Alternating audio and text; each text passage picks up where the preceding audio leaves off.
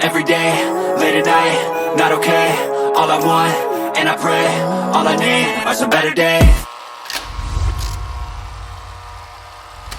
안녕하세요, 이창엽입니다. 옛날에 미국의 카이로프랙틱이나 한의학의 추나나 척추를 바로잡으면 소화가 안 되던 게 소화가 된다, 두통이 없어졌다, 이런 이야기를 들어보셨을 수도 있거든요. 그런 것들이 원리가 다 여기서 출발하지 않나? 라는 생각을 해요. 그래서 제가 오늘 간단한 원리, 그리고 시술 방법은 엄청 안전하고 간편하거든요. 시술법에 대해서 말씀을 드릴 거고, 사실 스냅피는 케이스를 많이 보셔야 돼요. 그게 잘하는 사람과 못하는 사람의 차이가 나는 거라고 생각하거든요. 시술은 너무너무 간단해요. 자, 저는 환자들한테 이렇게 설명을 합니다. 자율신경계란 거는 당신이 숨 쉬고 소화하고 대변을 보고 이렇게 하는 거를 내가 깨 있는 동안에만 돌아가는 게 아니잖아요. 내가 자는 동안에도 돌아간다고. 그러면 이게 오토매틱 시스템이 내 몸에 있는데 그거를 자율신경계라고 이야기하는데, 어떤 원인에 의해서 이 자율신경계에 교란이 생기면, 뭐 그게 스트레스가 될 수도 있고 여러 가지 원인이 될 수 있겠죠. 교란이 생기면 그로 인한 증상이 생길 수 있다. 암 환자한테만 국한해서 적용하는 치료법은 아닌데, 예를 들면은 나는 호흡곤란이 있는데 심장도 검사하고 폐도 검사하고 오만 검사를 다 해봤는데 난 다 정상인데, 그럼 난 정신병인가요? 실제로 공황장애 이런 거 진단받고 오는 분도 있고, 자율신경 치료를 하면 좋아지는 경우들이 있습니다. 물론 이것만 제가 하진 않습니다. 뭐 수액치료나 이런 거를 병행하기도 하고, 환자에 따라서는 등에 주사 맞는 거를 너무 싫어하는 분들이 있기 때문에 수액만 가지고 하는 경우도 있고, 수액은 됐고 이것만 가지고 하는 분도 있고, 다양한 케이스가 있습니다.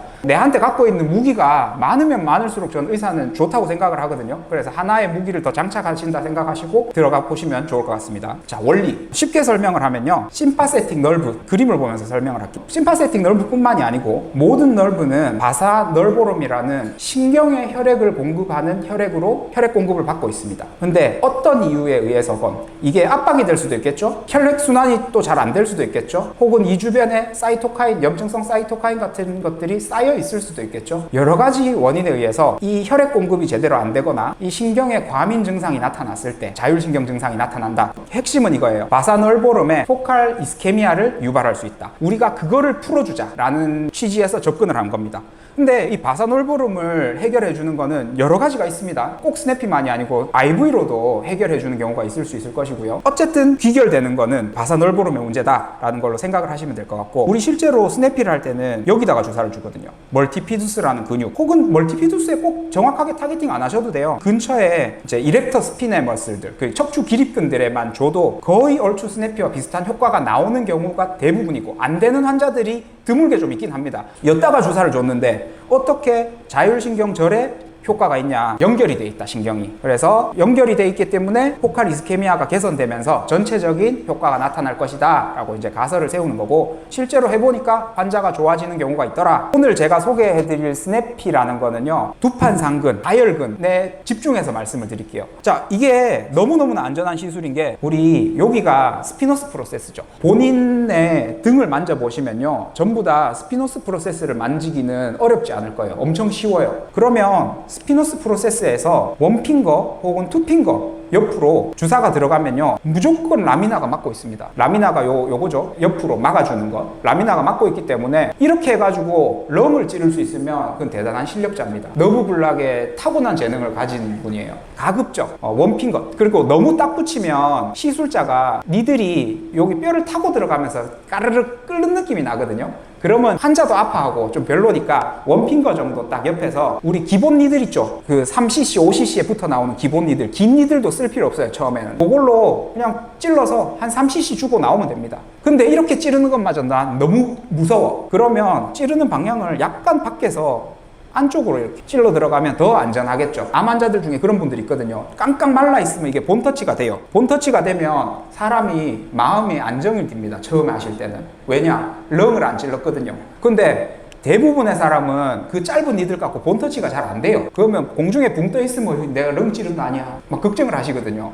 그래서 제가 초음파 갖고 한번 보여드려요. 이 뎁스가, 라미나까지의 뎁스가 얼마나 깊은지. 보편적으로 정상적인 성인이면 요 뎁스가 한 4cm 정도 돼요. 그래서 그 짧은 니들 갖고 절대 찌를 수 없으니까 걱정하지 마시고 주사를 주시면 됩니다. 제일 쉽게 하는 방법으로 설명을 드리고자 제가 그렇게 말씀을 드리는 거예요. 우리 몸의 스피노스 프로세스는요, C, 서비칼 스파인에 5까지는 스피너스 프로세스가 돌출돼서 나오지 않습니다. 근데 C6부터 돌출돼서 나오거든요. 근데 이게 또 뚱뚱하냐 말랐냐에 따라 좀 달라요. 보통 이렇게 고개를 숙이면은요, 제일 처음에 도드라지게 나오는 게 보편적으로는 C7입니다. 근데 굉장히 깔깔 말라 있는 분들은 그 처음 도드라지게 나온 게 C6인 경우도 있어요. 그래서 이제 보편적인 기준으로 설명을 할게요. 처음에 나오는 거는 C7. 그거보다 조금 더 톡 튀어나온 게 T1입니다. 그리고 우리 날개뼈는 다들 만질 수 있잖아요. 엄청 뚱뚱한 거 아니면 날개뼈는 다 만져지거든요. 그러면 이제 스카풀라의 메디알 보더죠. 메디알 보더에서 이 아크로미온이 이렇게 나오는 요 자리가 있어요.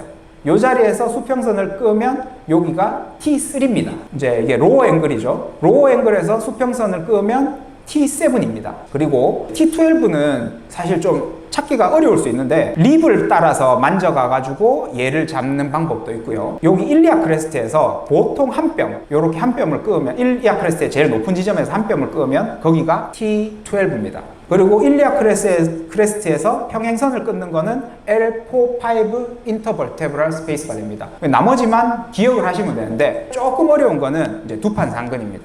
두판상근은 공중에 이렇게 떠 있는 근육이기 때문에 그 근육을 주사하는 거는 조금 트레이닝이 필요한데 그것도 좀 편하게 하실 수 있는 방법을 알려드리도록 하겠습니다. 영상을 보여드리도록 하겠습니다. 자, 이거 레벨 잡는 거예요. 여기 숫자 지워질까봐 T8에 그냥 보니까 너무 간단하죠. 이제 아까 제가 두판상근 이야기를 했는데 두판상근은 이렇게 만져보시면요, 목 뒤에 만져보시면 여기 SCM이 만져지시죠? 이게 흉쇄 유돌근이죠? 두꺼운 거. 그거랑 요 뒤에 이제 승모근 붙는 부위, 승모근 밑에는 두반박근이라는 근육이 있거든요. 그 사이에 온폭 들어간 부위가 있을 거예요. 두판상근은 실제로 넓고 얇은 근육이기 때문에 이 전체로 밑 아래쪽에 있는데 표면에 드러난 위치가 딱 거기에요. 온폭 들어간 부위에서 시술을 제일 많이 합니다. 두판상근 시술 영상인데요. 이렇게 주사를 하시면 됩니다. 근데 제가 비스듬하게 넣으라는 이유는요, 보이시죠? 이렇게 뚫고 들어가는 거랑 이렇게 뚫고 들어가는 거랑 어느 게 확률이 높겠습니까? 당연히 이렇게 들어가는 게 면적이 넓어지잖아요. 주행할 수 있는 거리가.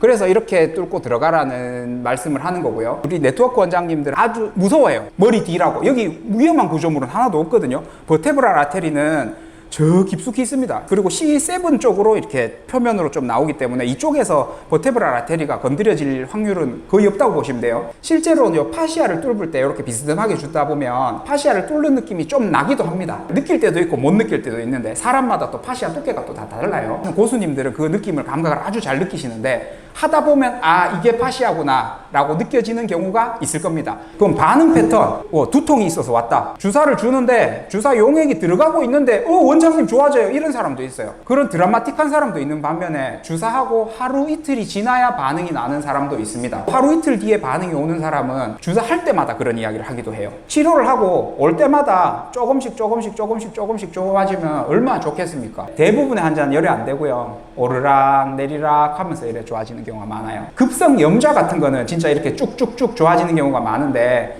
야, 이럴 수 있습니다 라고 이제 환자한테 미리 설명을 해줍니다. 이제 저는 환자한테 이렇게 이야기를 해요. 효과가 없는 것 같아도 3번은 한번 치료를 받아 보십시오 라고 이야기를 해요. 만약에 주사를 하고 이제 드라마틱한 경우에 주사하고 그냥 바로 훅 좋아지는 경우가 있어요. 한 3번 했는데 나는 2시간밖에 안 가.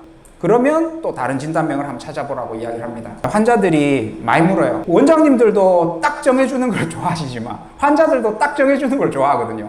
나는 도대체 몇 번 받아야 나을 수 있습니까? 근데 이 개인차가 너무 심해요. 어떤 사람은 한 3번만 맞아도 확 좋아지는 사람도 있고요. 어떤 사람은 한 20번 받아야 되는 경우도 있고요. 보편적으로 한 6번에서 10번 정도 맞으면 어느 정도는 좋아질 겁니다 라고 이야기를 하고요.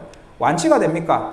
급성으로 온 거는 완치가 잘 됩니다. 근데 오래된 거는 완치가 잘 안 되더라고요. 완치는 이제 안 되는 경우도 있죠. 근데 내가 불편감을 한 10을 갖고 있던 사람이 한 3이나 2만 돼도 얼마나 살만하겠습니까? 그런 저는 관리의 개념으로 생각하시라라고 하는 경우도 있습니다. 이 정도의 라이프 퀄리티를 선사한다면 보람있지 않겠습니까?